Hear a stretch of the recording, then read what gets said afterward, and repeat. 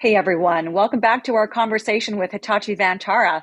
Lisa Martin here with Russell Skillingsley, the CTO and Global VP of Technical Sales at Hitachi Vantara. Russell, welcome to the program. Hi, Elisa. Nice to be here.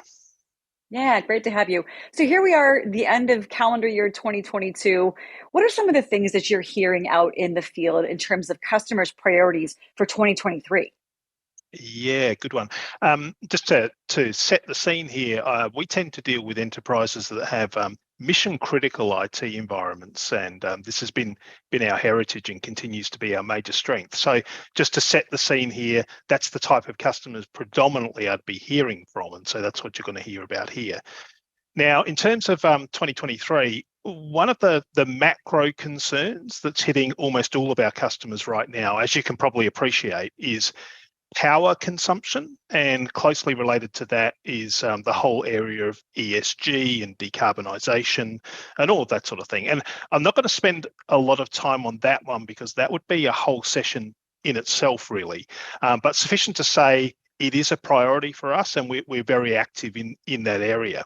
So aside from that one, that big one, there's also a couple that are pretty much in common for most of our customers, and we're in areas that we can help. One of those is in an exponential growth of the amount of data. It's predicted that the world's data is going to triple by 2025 as opposed to where it was in 2020. And I think everyone's contributing to that, including a lot of our customers. So just the act of managing that amount of data is a challenge in itself. And I think closely related to that, a desire to use that data better to be able to gain more business insights and potentially create new business outcomes and business ideas is another one of those big challenges. In that sense, I think a lot of our customers are in what I would I affectionately call the post-Facebook awakening era. And what I mean by that is our traditional businesses, when Facebook came along, they kind of illustrated, hey, I can actually make some use out of what is seemingly an enormous amount of useless data, which is exactly what Facebook did. They took a whole lot of people's the minutiae of people's lives and turned it into advertising revenue by gaining insights from those sort of seemingly useless bits of data. And Right. yeah, right. And I think this actually gave rise to a lot of digital business at that time. This whole idea of what all you really need to be successful and disrupt the business is a great idea, an app, and a whole bunch of data to power it. And I think that a lot of our traditional customers are looking at this and wondering, how do they get into the act? Because they've been collecting data for decades, an enormous amount of Right. data, right? Yes. I mean, And every so, company these days has to be a data company. But to your point, they've got to be able to extract those insights, monetize it, and create real value, new opportunities for the business at record speed. yes, that's exactly right. And so being able to wield that data somehow, it kind of turns our customers' attentions to the type of infrastructure they've got as well. I mean, if you think about those companies that have been really successful in leveraging that data, a lot of them have, especially in the early days, leveraged the cloud to be able to build out their capabilities. And the reason why the cloud became such a pivotal part of that is because it offered self-service IT and easy development platforms to those people that had these great ideas. All they needed was access to the provider's website and a credit card, and now all of a sudden they could start to build a business from that. And I think a lot of our traditional IT customers are looking at this and thinking, now, how do I build a similar sort of infrastructure? How do I provide that kind of self-service capability to the owners of business inside my company, rather than the IT company sort of being a gatekeeper to a selected set of software packages? How now do I Yep. provide this development platform for those internal users? And I think this is why really hybrid cloud has become the de facto IT sort of architectural standard, even for quite traditional IT companies. So when it comes to hybrid cloud, what are some of the challenges the customers are facing? And then I know Hitachi has a great partner ecosystem. How are partners helping Hitachi Vantara and its customers to eliminate or solve some of those hybrid cloud challenges? Yeah, it's a great question, and it's not 1975 anymore. It's not like you're going to get all of your IT needs from one vendor. Hybrid by sort of its by definition is going to involve multiple pieces, and so there basically is no hybrid at all without a partner ecosystem. You really can't get everything at a one-stop shop like you used to. But even if you think about the biggest public cloud provider on the planet, AWS, even it has a marketplace for partner solutions. So even they see, even for customers that might consider themselves to be all in on public cloud, they are still going to need other pieces, which is where their marketplace comes in. Now, for us, we're a company that we've been in the IT business for over 60 years, one of the few that could claim that sort of heritage. And we've seen a lot of this type of change ourselves, this change of attitude from being able to provide everything yourself to being someone who contributes to an overall ecosystem. So partners are absolutely essential. And so now we kind of have a partner first philosophy when it comes to our routes to market on, not just our own products in terms of, a resale channel or whatever, but also making sure that we're working with some of the biggest players in hybrid infrastructure, and determining where we can add value to that in our own solutions. And so, when it comes to those partner ecosystems, we're always looking for the spaces where we can best add our own capability to those prevailing IT architectures that are successful in the marketplace. And, I think that it's probably fair to say, for us, first and foremost, we have a reputation for having the biggest, most reliable storage infrastructure available on the planet. And we make no apologies for the fact that we tout our speeds and feeds and uptime supremacy. A lot of our competitors would suggest that, hey, speeds and feeds don't matter, but that's kind of what you say when you're not the fastest or not the most reliable. Of course they matter. And for us, the way that we look at this is we say, let's look at who's providing the best possible hybrid solutions, and let's partner with them to make those solutions even better. That's the way we look at it. Can you peel the onion a little bit on the technology underpinning the solutions? Give me a glimpse into that, and then maybe add some color in terms of how partners are enhancing that. Yeah, let me do that with a few examples here.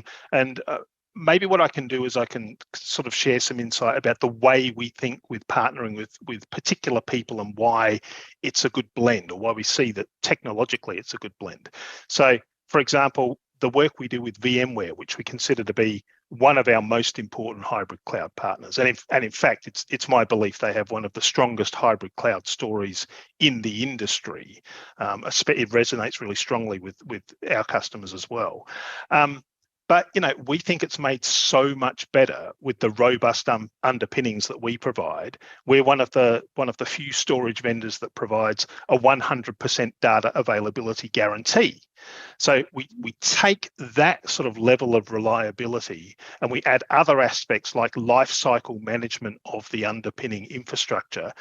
We combine that with what VMware's doing, and then when you look at our converged or hyper-converged solutions with them, it's a better together story where you now have what is one of the best hybrid cloud stories in the industry, with VMware, but now for the on-premise part especially, you've now added 100% data availability guarantee, and you've made managing the underlying infrastructure so much easier through the tools that we provide that go down to that level, a level underneath where VMware are. And so that's VMware.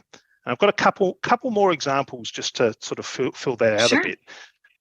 Cisco is another very strong partner of ours, a key partner. And I mean, you look at Cisco, they're a $50 billion IT provider, and they don't have a dedicated storage infrastructure of their own. So they're going to partner with someone. From our perspective, we look at Cisco's customers and we look at them and think they're very similar to our own in terms of they're known to appreciate performance and reliability and a bit of premium in quality, and we think we match them quite well.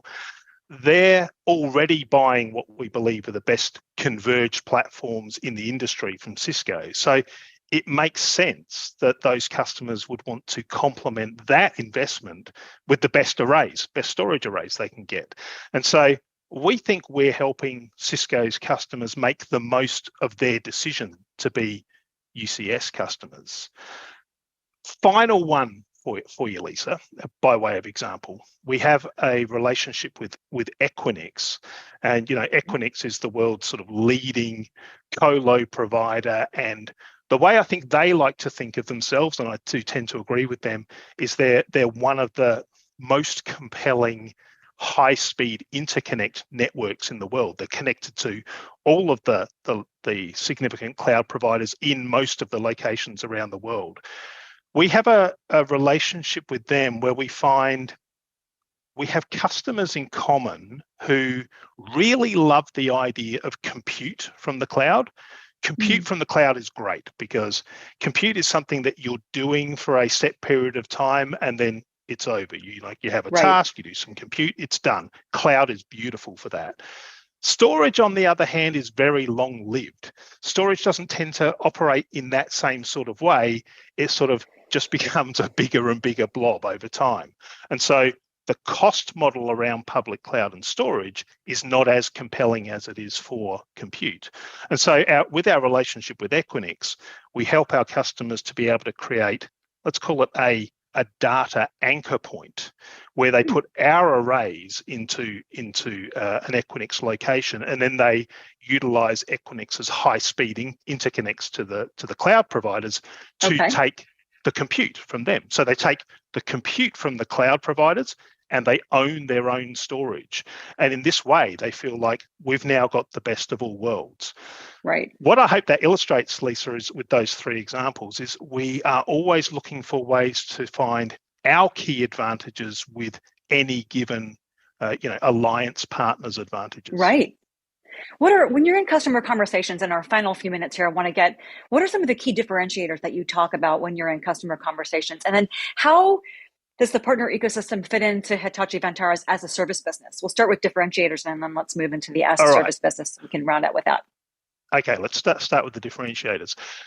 Firstly, and hopefully I've hit this point hard enough, we do believe that we have the fastest and most reliable storage infrastructure on the planet. This is kind of what we're known for, and customers that are working with us already sort of have an appreciation for that. And so they're looking for, okay, you've got that, now how can you make my hybrid cloud aspirations better? So we do have that as a fundamental, right? So, but secondly, I'd say, I think it's also because we go beyond just storage management and into the areas of data management. We've got solutions that are not just about storing the bits. We do think that we do that very well, but we also have solutions that move into the areas of enrichment of the data, cataloging of the data, classification of the data, and most importantly, analytics. So, we think it's some of our competitors just stop at storing stuff. And some of our competitors are in the analytics space, but we feel that we can bridge that, and we think that that's a competitive advantage for us. One of the other areas that I think is key for us as well is, as I said, we're one of the few vendors who've been in the marketplace for 60 years, and we think this gives us a more nuanced perspective about things. There are many things in the industry, trends that have happened over time where we feel we've seen this kind of thing before and I think we will see it again. But you only really get that perspective if you're long lived in the industry. And so we believe that our conversations with our customers bear a little bit more sophistication. It's not just about what's the latest and greatest trends. Right. We've got about 1 minute left. Can you round us out with how the partner ecosystem is playing a role in the as a service business? They're absolutely pivotal in that. We ourselves don't own data centers, right? So we don't provide our own cloud services out. So we're 100% partner focused when it comes to that aspect. Our formula is to help partners build their cloud services with our solutions and then on-sell them to their customers as a service. Yeah, and by what quick way of example, VMware, for example, they've got nearly 5,000 partners selling VMware cloud services. 5,000 blows me away. And many of them are our partners too. So we kind of see this as a virtuous cycle. We've got product, we've got an alliance with VMware, and we work together with partners in common for the delivery of an as-a-service business. Got it. So as you said, the partner ecosystem is absolutely pivotal. Russell, it's been a pleasure having you on the program talking about all things hybrid cloud challenges, how Hitachi Vantara is working with its partner ecosystems to really help customers across industries solve those big problems. We really appreciate your insights and your time. Thank you very much, Lisa. Thanks, Russell. You're watching theCUBE, the leader in live tech coverage.